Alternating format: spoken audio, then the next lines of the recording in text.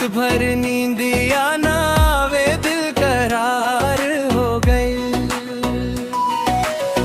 नजर से नजर जब से मिलल हमके बुखार हो गई।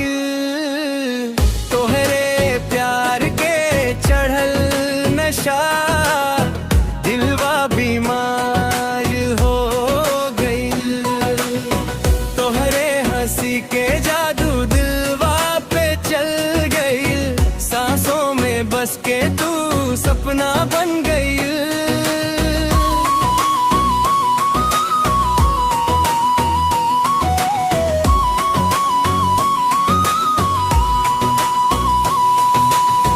तोहरा बिना अब कुछ अच्छा ना लागे। तोहरा खातिर जानो हम तैयार हो गई।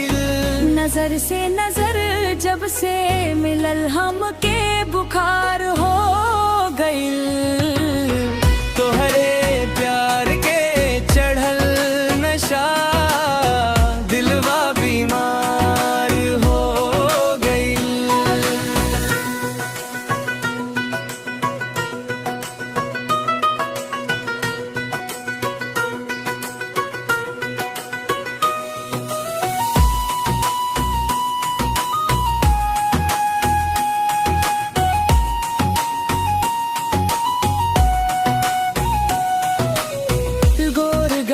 पस लाली चांद भी शर्मा जाला।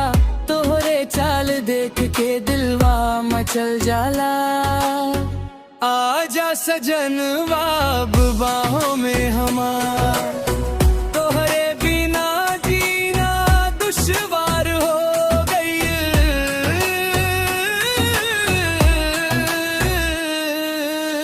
नजर से नजर जब से मिलल हमके बुखार हो गई।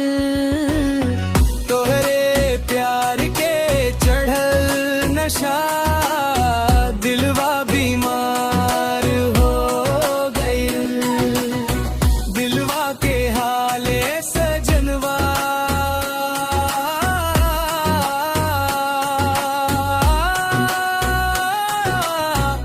बड़ा लाचार।